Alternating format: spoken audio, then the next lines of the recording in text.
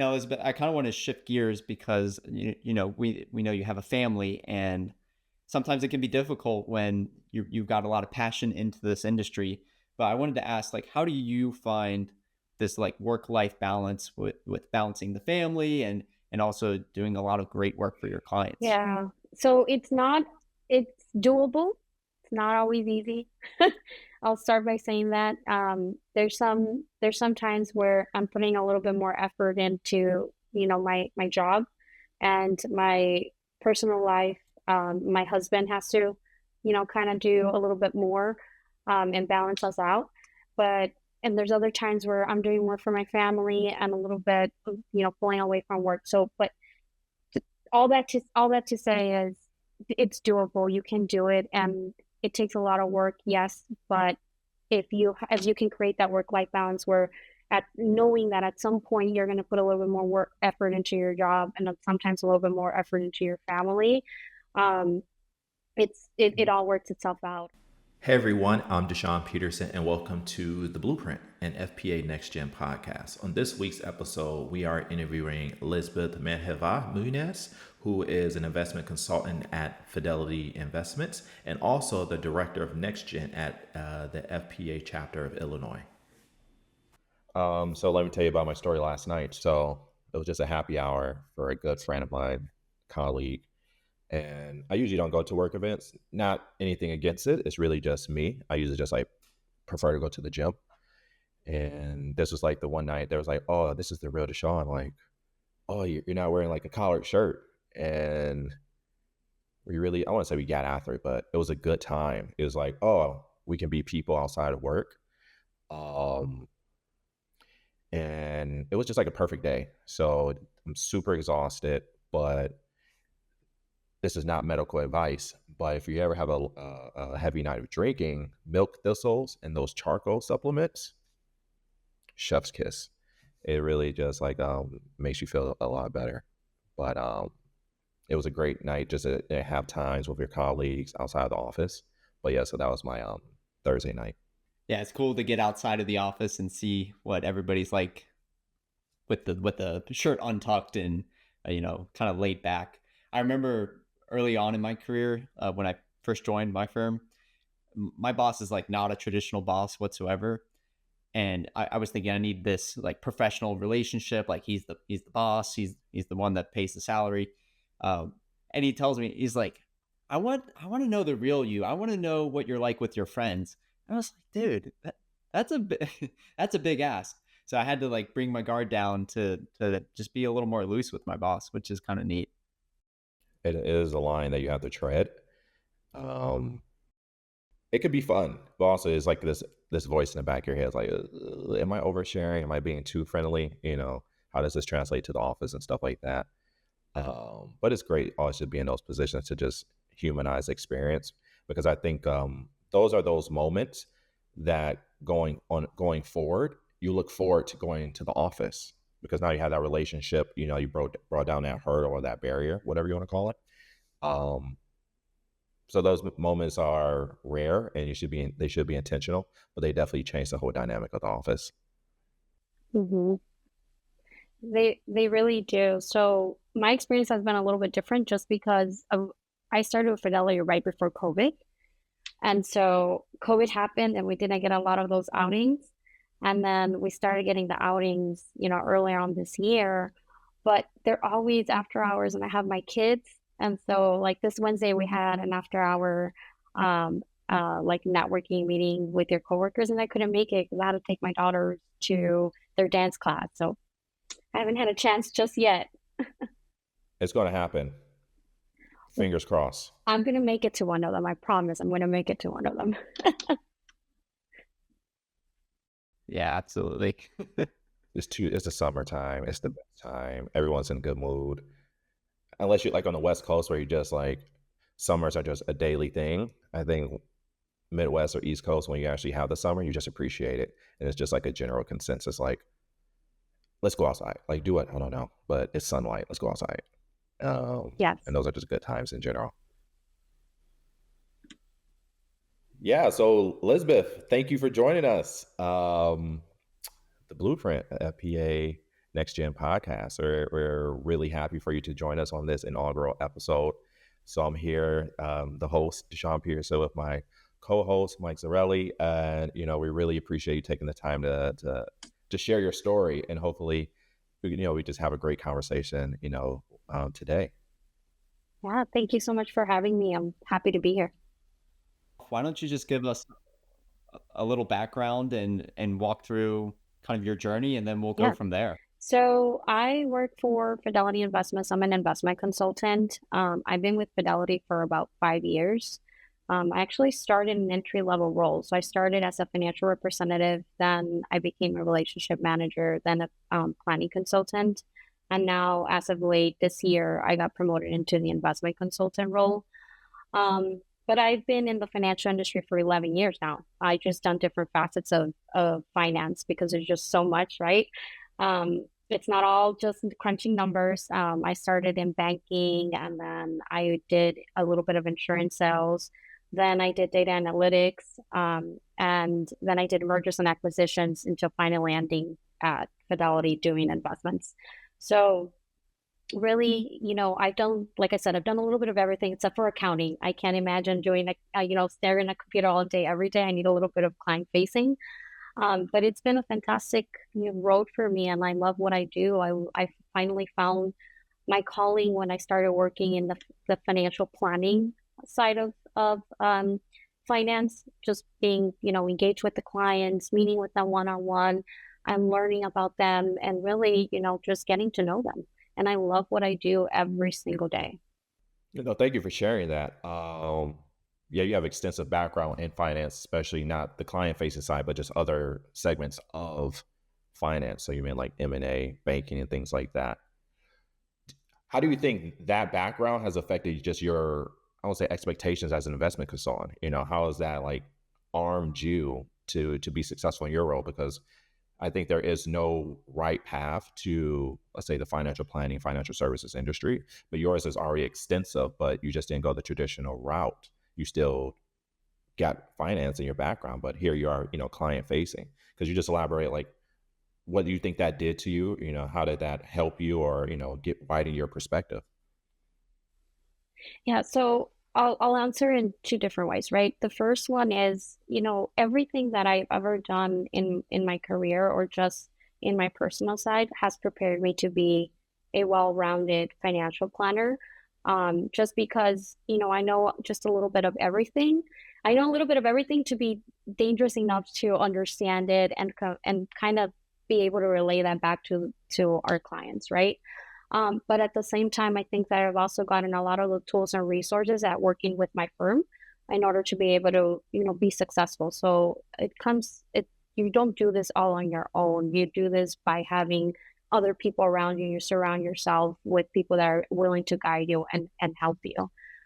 So I think it's been a little bit of both. In terms of how did I end up in the financial planning, or why did I even fall in love with it? It just has more to do with the fact that I love what I do. I love connecting with clients. I love hearing their stories. I'll just end with this. I love what I do. I love working with clients, and everything that I've ever done in the past has prepared me for this particular role. Just because, again, I know a little bit of everything in order to be dangerous and be able to relay that back to the clients. But when it comes to financial planning, part of the reason why I fell in love with it is because there is support, there is a network, and you're helping out clients every day. And it's almost like you're giving back, right? And there's this fulfillment. And so I just love it. Yeah, absolutely. I love that, like, you've been around different parts of the industry, and your North Star, or where you're finding fulfillment, is taking all the knowledge that you've built up throughout your career and then applying it to working with clients. And you can really help people by utilizing those prior experiences, which I think is cool. One thing we like to talk about on this podcast is like the struggle of building up that career. It's a journey. You're trying to figure out not only what do you want to do with your career, but finding yourself. So like, what were some of the ups and downs that you experienced throughout your early career? So first off, let me tell you that financial planning, it's not like it's something that everybody is aware about, or it's that there's a career in it, right? You kind of just stumble. Most people, in my experience, either you stumble across it because you heard someone else do it and you learned about it, and all of a sudden you're in the business, or you're a career changer, right? Just like me, because even though I've been in the finance field, I'm a career changer if you really think about it, right? It's not like you mentioned earlier, Deshaun. It's not like I took the traditional path straight out of college and started with financial planning from the beginning, right? So it really, my ups and downs have been, one, finding the career that was right for me, right? And I will start with the positives. So the positives, how I found it or how I even got here was because I went to a woman in finance event that Fidelity was holding. And so there I met my current manager, and she, we had a very long discussion about what she was doing for, within Fidelity and what they did. And so she called me, we had a conversation, and then, eventually ended up getting hired. And so I think having a coach and having the right person behind you really does make a difference in the industry. But some of the downs, right? Some of those things that I struggled with at the beginning is all the licensing requirements. You got to remember, I'm already in my 30s. I have a family. I have two daughters, and I have to work because I have to put food on the table, right? And so, well, and then I had this short amount of time where I had to go through this licensing, and you have to get your Series 7, at least in the broker dealer side, you have to get your Series 7, you have to get your 66, 63. And so I had to do that while I was working full time. And so it was not easy, I'll be honest. I actually did not pass the first time. I passed at the second try 1 month later, but it's a real commitment once you start going through the licensing process. Also, when you're going to meet with your first client, it's not always, I had to do a little bit of meditation.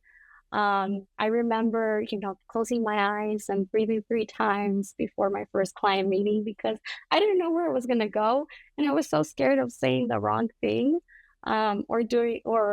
just not knowing what I was doing. But everything turned out fine at the end. When you connect with the clients, it all works itself out.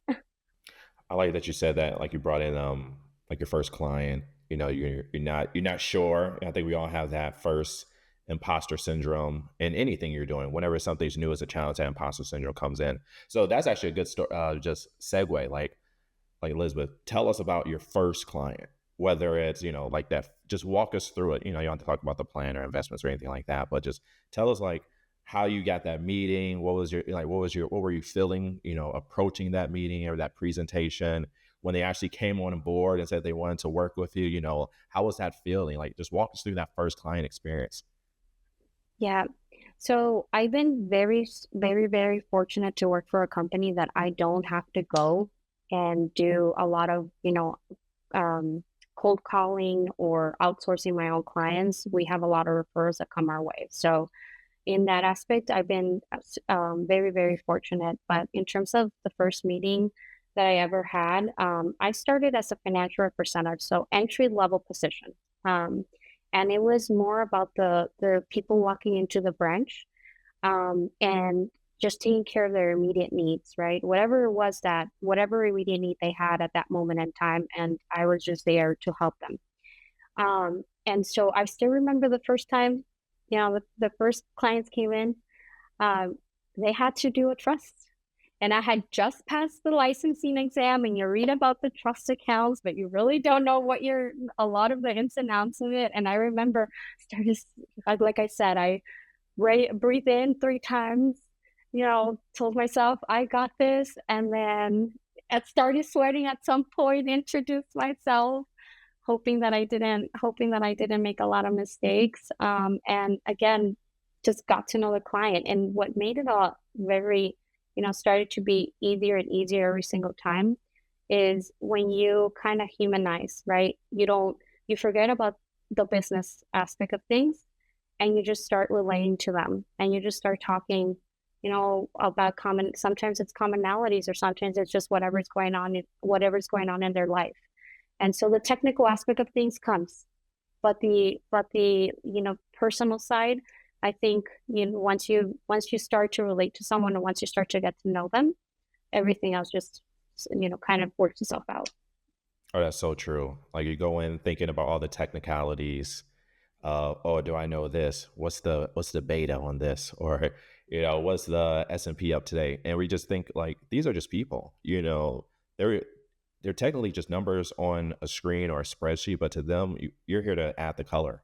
So really, once you just like, hey, I'm just a person trying to help someone else's problem, then it kind of just, the dust really starts to settle. So really thank you for sharing that experience. I think that's just something everyone can relate to, like that first client experience, everything that goes into it. And I would just add to that, early on, you definitely think like, oh, I need to show the clients how technical I am, how smart I am, and all these different, I can use jargon and it'll show that I've studied because you've gotten I think you have your master's degree, you've got the CFP, like you've done all this work to get to that point. But when it comes down to it, it's just people talking with people, and really your ability to relate to people and talk to them where they're at, whatever level that is, like that is a huge power or a tool in your tool belt that you can utilize.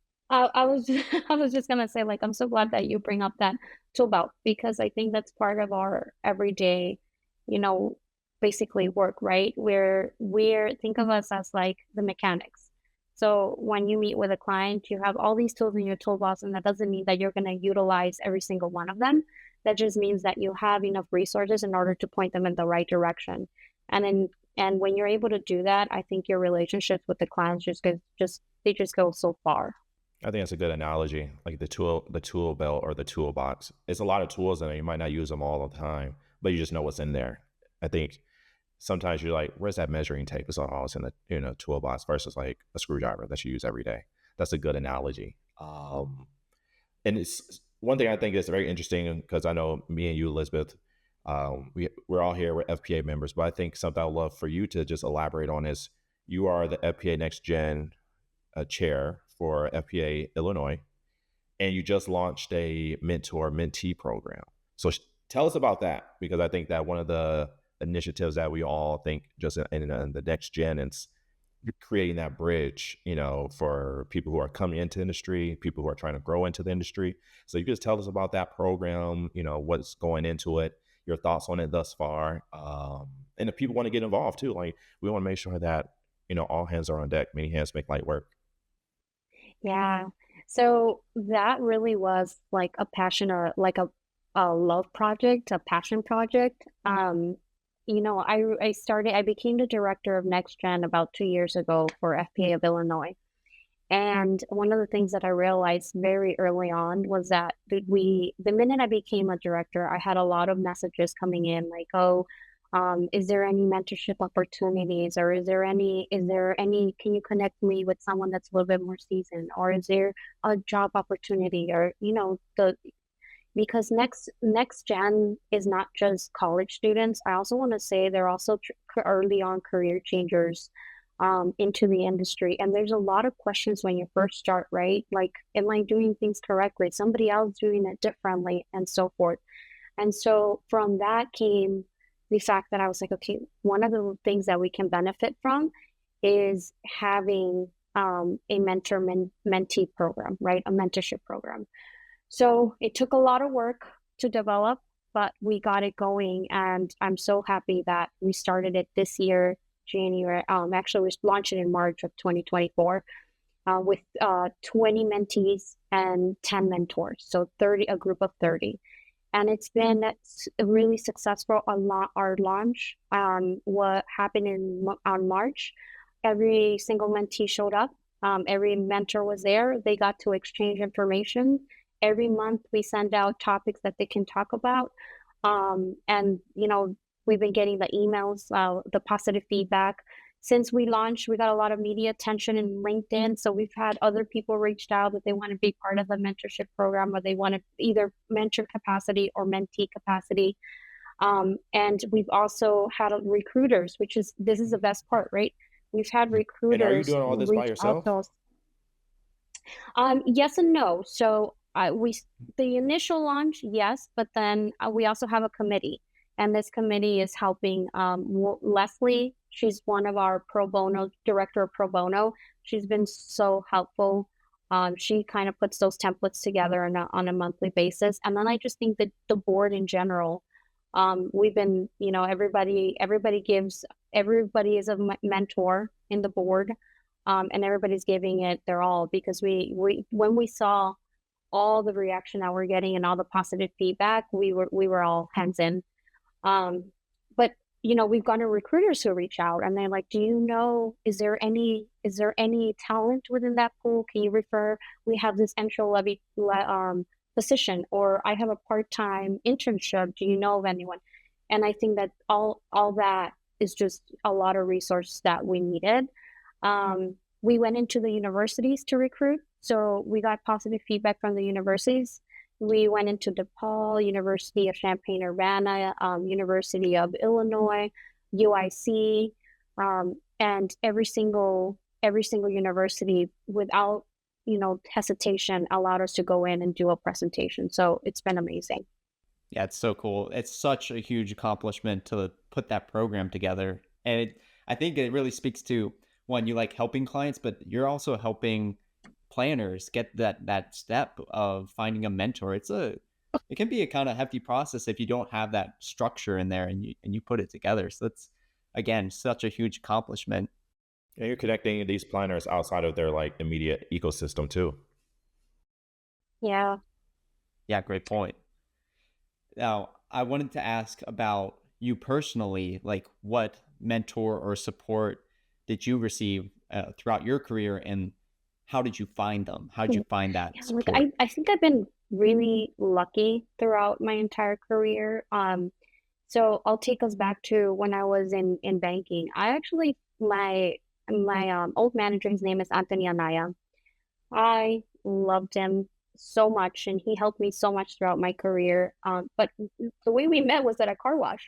I was washing my car, he was washing his car, and he was right in front of me, and I thought his car was so cool, and I was like, "Is that your car? Oh my God." I'm like, "That's an amazing car."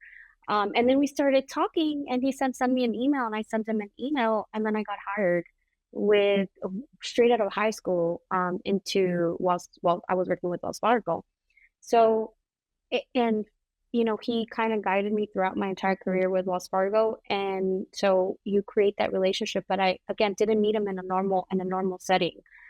Same thing with my manager now, right? I met her at a networking event. We connected, didn't talk anything about the business at first. It was more about sharing who I am as an individual, my story. And then, from there on, she has taken me under her wing, and she's shared all the resources and all the coaching within my firm. Being with a firm that also has your back and is going to invest in you is so important, in my opinion. I just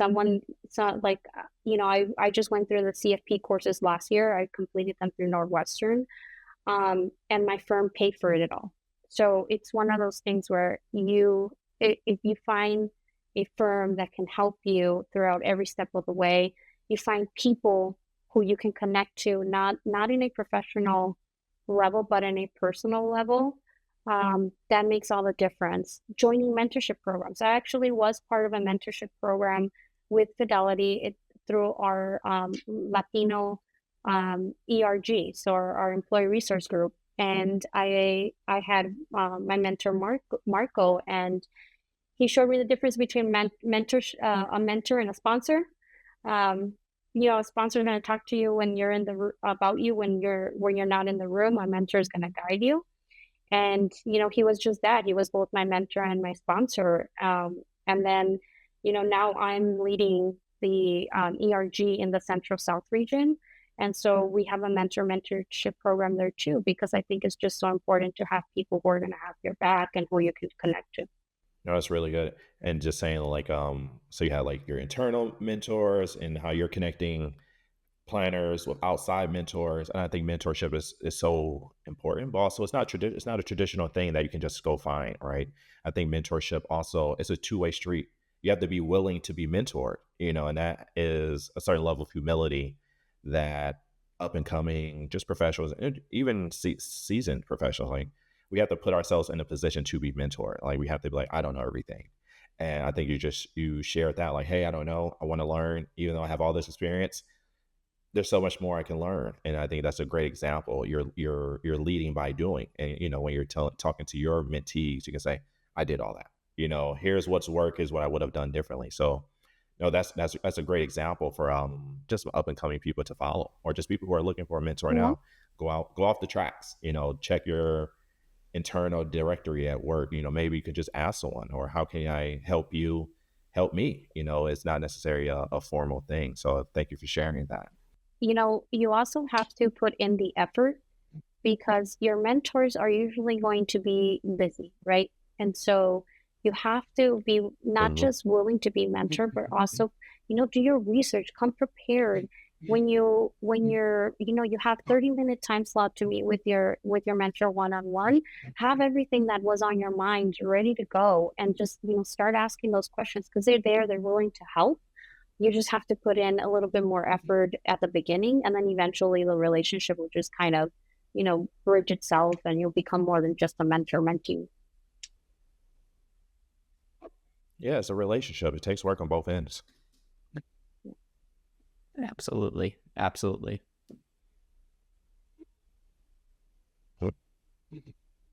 Deshaun, you had a question? He froze I on was my going to end. go into, but I don't want to just, bulldoze everything. So the question I have for you, because we're talking about mentorship, and I find it's a very interesting topic. How would you tell, like, someone who's breaking into the business, right, or wants to find a mentorship, like, what could they do today? What would you tell that person, Elizabeth, that service associate, that externship participant, that I'm just starting my CFP, coursework? What would you tell those people? Like, here are some things you can do today to find that mentor to help guide you down this path that you've chosen. So the first thing I would say, if you're starting your CFP, join FPA, whatever chapter you belong to, whatever state you're in. You're, you're gonna get a network of professional people who are in the same boat as you, or already been through that boat, and so you can connect organically. So that's the first thing I would say. But if you're not going to your CFP and you just want to become a wealth advisor, or into any type of anywhere within the business, look for, first thing is always look for networking events where you can meet other people. Join formal mentorship programs. That's the best way to find a mentor at the beginning, and then you'll meet other like-minded individuals within that group as well. Reach out. LinkedIn is a powerful tool if you're willing and able to use it, right? Reach out to people. It's almost like cold calling, but reach out to them and say, hi, I want to connect. Can you meet for a one-on-one? I want to know what you do. I've done that before, and it's worked fantastic. They meet with me, we have coffee, and build relationships that way too. Absolutely. It takes work. You got to put in the work. You have to be the one a lot of times to initiate that relationship, because mentors aren't just growing on trees. You can't just pick and choose, and it's a lifelong journey. It's a career journey. You're going to have different mentors throughout different stages. So it's you got to commit to, just like Sean said, always being a learner and being humble to know that I don't know everything. I need to find the people that maybe know more than me, and I can learn from them. Just to add my own personal anecdote to it, kind of on the same tense, not exactly mentor, but I was going to FPA NexGen a couple of years ago, and I really wanted to start or find a study group or mastermind, and I just kept waiting for it to happen. And it's only a 3-day event, and by day 2, I didn't have any leads. I had people that just said, "Oh, I'd be interested," but there was no group already set up. And by that 3rd day, I just had that realization that, oh, I'm the one that has to put it together. I just have to, find the people that are interested, create the group chat, create the email string or whatever, and get it going, build out the infrastructure. And it's kind of, this industry is about how much you put into it. If you pull your full effort in, it's going to give you a lot back. I love that story. After you jumped out the building. Yeah. And it just shows like a lot of people are in similar situations, right? Sometimes you have to put yourself out there to just see what happens, like just create that energy. So like you said, it wasn't waiting for you. You had to put it together, and now you probably still have those relationships today, right? Just from that, oh, let me just figure it out myself. Well, yep, exactly. Now, Elizabeth, I kind of want to shift gears because you know we know you have a family, and sometimes it can be difficult when you've got a lot of passion into this industry. But I wanted to ask, like, how do you find this like work-life balance with balancing the family and also doing a lot of great work for your clients? Yeah. So it's doable. It's not always easy. I'll start by saying that. There's some times where I'm putting a little bit more effort into, my job and my personal life. My husband has to, kind of do a little bit more, and balance us out. And there's other times where I'm doing more for my family and a little bit, pulling away from work. So, but all that to say is it's doable. You can do it, and it takes a lot of work, yes, but if you can create that work-life balance where knowing that at some point you're going to put a little bit more work effort into your job and sometimes a little bit more effort into your family, it all works itself out. I also have the added benefit that I have a loving husband, and a fantastic husband, a fantastic father for his kids, and he helps me out a lot. And I also have a job that helps. We have amazing work-life balance. I work from home every Monday because I have to take care of my daughter on Mondays. And I only go into the office 4 days out of the week. But if I need to take a day where it's flex, where I need to work from home, I can do that. And I love that. If there's times where, I need to go into the office 5 days a week because I have major, meetings, then my husband kind of steps in. So like I said, it's a dance. It really is a dance between work life and professional life, but it's doable. When you're doing your testing or your series, like you're doing your series 7, things like that, when you think about work-life balance, that's a whole nother life when you're actually doing your like testing. So I know that I got a couple questions this week, like via LinkedIn, like, hey, I'm going for my SIE. Hey, I'm going for my 7. I'm going for my series. I'm thinking about going to my CFP and things like that. How did you carve out the time to do, work, family? Now you have to test because that's a whole different lifestyle track that we have to prepare for. So how did you do that also? So I'm doing that to answer your question about the CFP, I'm not a CFP yet. I meet all the qualifications, did all the courses, have the industry experience. I just need to sit for that exam. And it goes back to that, how are you doing it all? Work-life balance. This is why, even though I finished last year, I'm not going to take the exam until November of this year. And that's because I have to take a little bit longer in order to get it accomplished for those same reasons, because I have to make sure that I don't want to miss my kids. I want to be present for my kids. And so my only time to study is at nighttime. So, I work 8 through 5, I come home, do whatever the kids' activities that need to be done, dinner, put them to bed.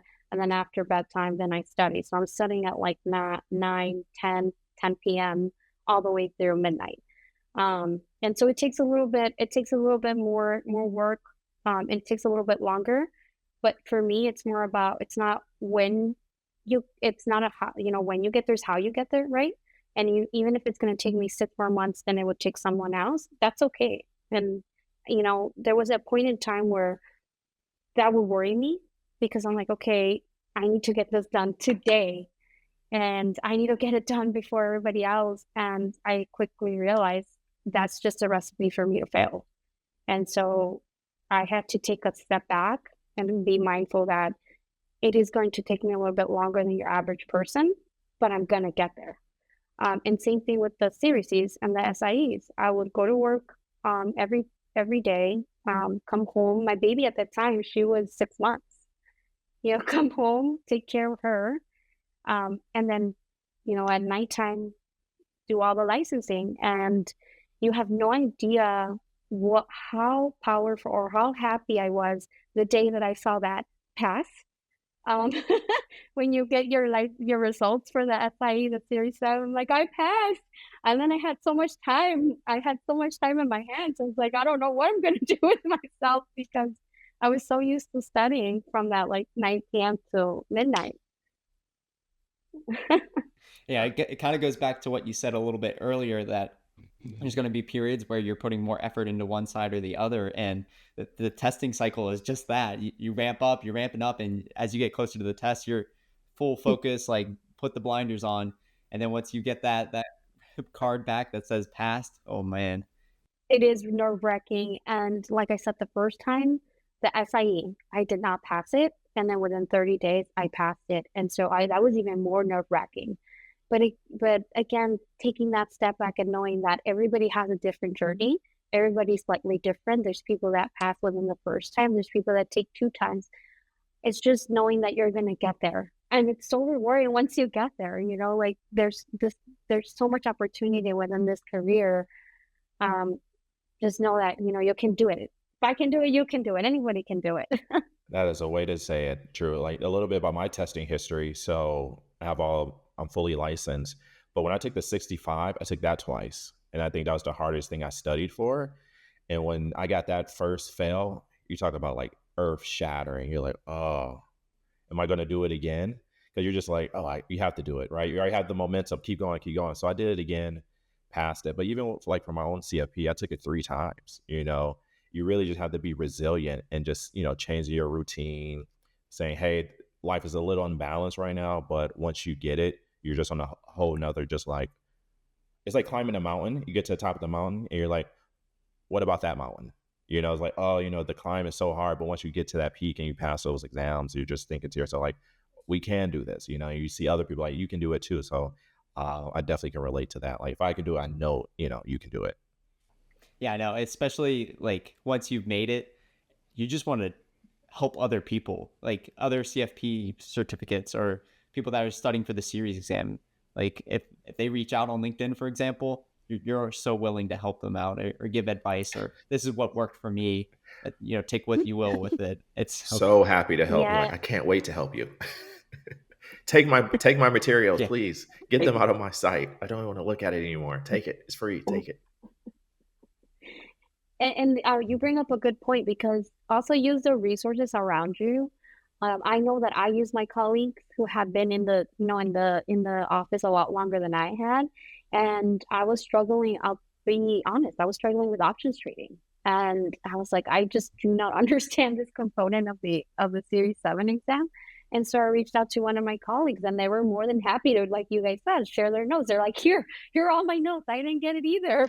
Use this. They showed me the chart, which was, she sat down with me for like an hour, showed me a chart she had created, and then just it all clicked. And I passed that top off, that Series 7 the first time. And I think it really had to do with the fact that I asked for help, and people were willing to help. Asking for help definitely is a game changer.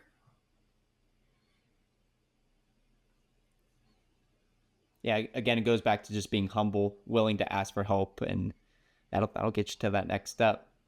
I had another question, kind of as we get to the or kind of wrap up here. Earlier we talked about tools in the tool belt, and that seemed to like really resonate with you. A little more direct question, like, what is your one superpower that you bring to work that just makes you, an A+ employee? Yeah, I think just, curiosity every day.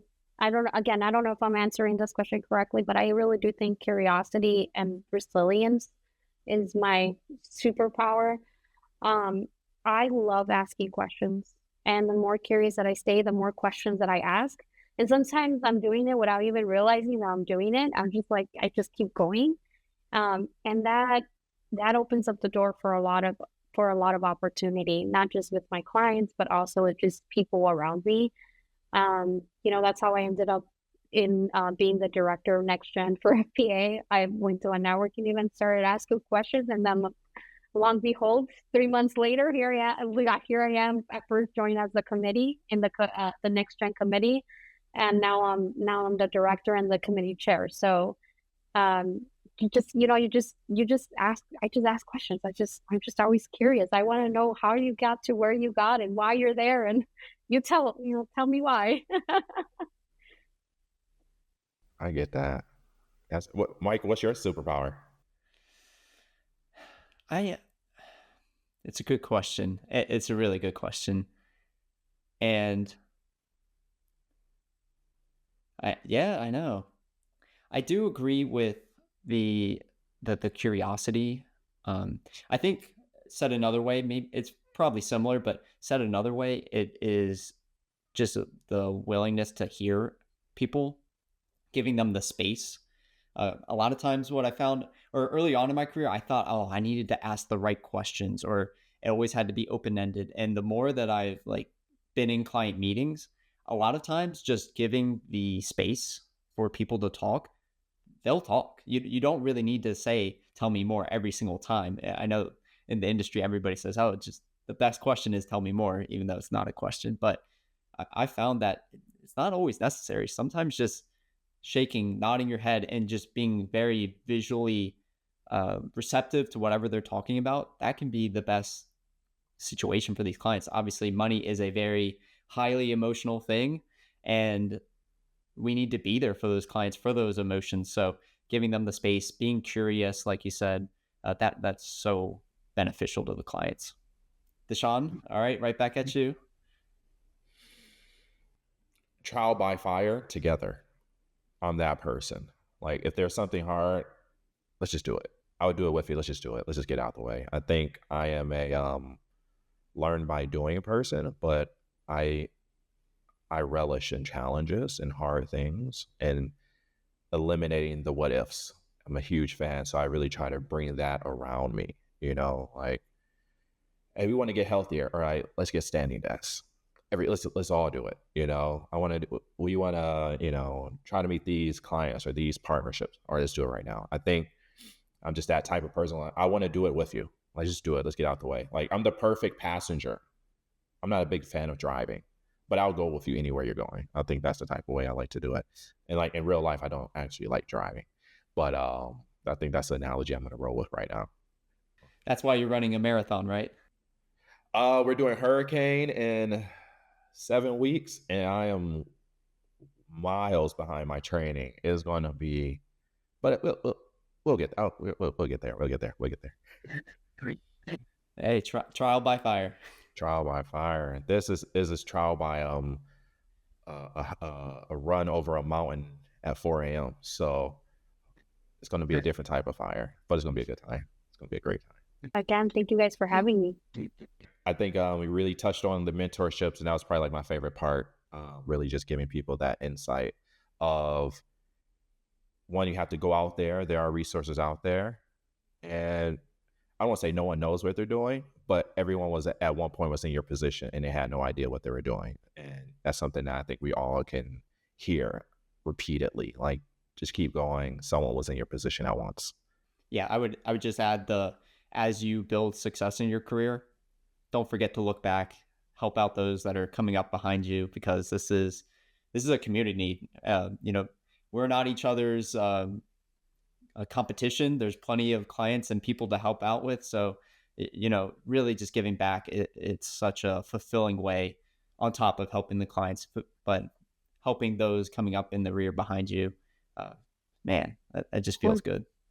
Yeah, I'll just add one last thing. I know we didn't necessarily touch too much on it, but I do, my own personal bias. I'm a female in the industry. I'm also a Latina in the industry. So I would say, give opportunity to those that don't necessarily, they're not your common thread in this industry. Unfortunately, it is a male-led industry thus far, and so we need to start changing that a little bit.